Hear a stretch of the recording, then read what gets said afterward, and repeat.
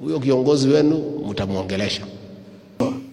We are not the type to walk out of a challenge. We face it head on.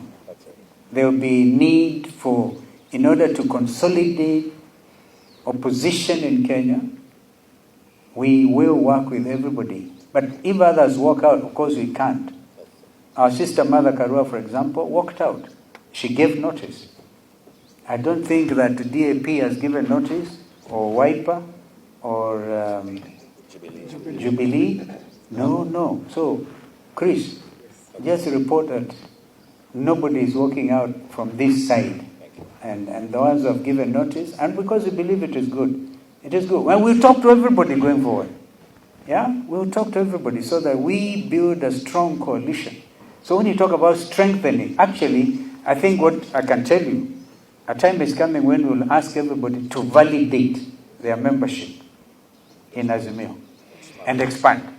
Others come, others leave. Because while Kenya Kwanza want to force everybody into one party, right?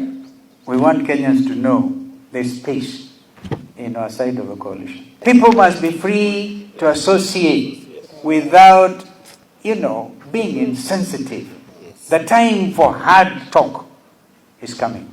Even before Deputy President Rigathi Gachagua is given the opportunity to defend himself, and they did well, gave him two hours. Yeah. I watched these proceedings actually out of the country. It was an amazing. He gave a very strong account of the charges in defense, of course, of, in my view, frivolous, but that's my... So you think, so what are your thoughts on the 11 grounds? Frivolous, because even if them goes against the letter and the spirit of the Constitution, then they hold on. If they fall short of the standards envisaged under Constitution 2010, then I'll call them frivolous. But that's a matter for the courts, perhaps, to decide. But at least what that Parliament did was, before Gachagua was allowed to defend himself, they actually went out there and purported to do public participation.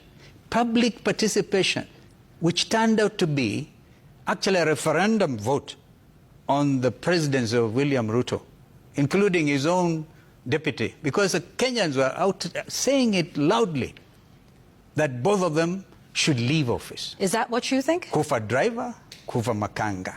Okay? What do you think? But should they both leave? Or one leave? Or? Well, the point is this. The point I'm making, Yvonne, is the question, the public participation question, was to the people of Kenya. And they went out there and committed, in my view, and this is a very serious matter, an impeached parliament goes on to conduct a fraudulent exercise against the wishes of the Kenyan people. That is, I think, an expression of a people's revulsion to this whole exercise. Understood. I'm asking what your thoughts are. My thoughts is that, the presidency is one ticket, all right? And I will be referring, as we move on, to the Constitution, Article 149 and 148, on how the presidency is one ticket. In fact, when the president appoints his deputy, the deputy is not supposed to go through a lot of other proceedings, all right? But it must be one who is qualified also to be a president, all right? And therefore, the strength of the argument here is it's one ticket. But yet, Mr. Musyoka, allow me to, just so that we understand. I hold the view. Yes, that's fine. I hold the view. Yeah. And both of them should go home. Both of them should go home. Do you know, even after we won, Mkubwa alimuita and offered him to come to government. Akasema hapana, wacha tungoje Supreme Court, mkitushinda tuongee wakati hiyo. Already we had won, they have lost. We were inviting him to come to government and bring the carbon nation to government. After wamekuwa defeated the Supreme Court, alikuja amekimbia, akaambiwa umechelewa. Akajaza fomu ya speaker ya Senate, akakosa mtu ya kumpropose. Akajaza ya National Assembly, akisikiza hakuna, mambo ikaharibika. Saa hii anadanganywa ati atawachiwa. Kuna kitu ya kuachiwa na mtu? Nyinyi watu ya Kitui, kuna kitu ya kuachiwa? Hii kitu ni kutafuta, unatafuta, utawachiwa na nani? Hakuna.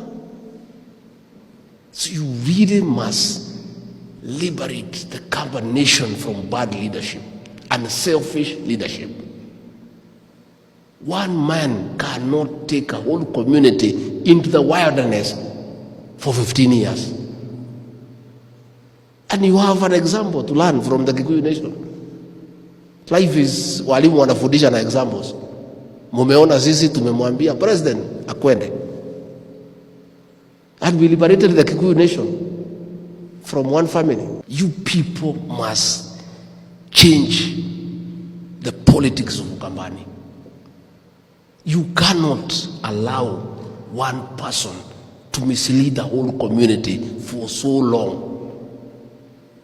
You must make a decision. Because you have gone to school, Mungu amemsaidia, mumepata kipawa, you are able to discern, you can analyze the politics of this country and take your people in the right direction.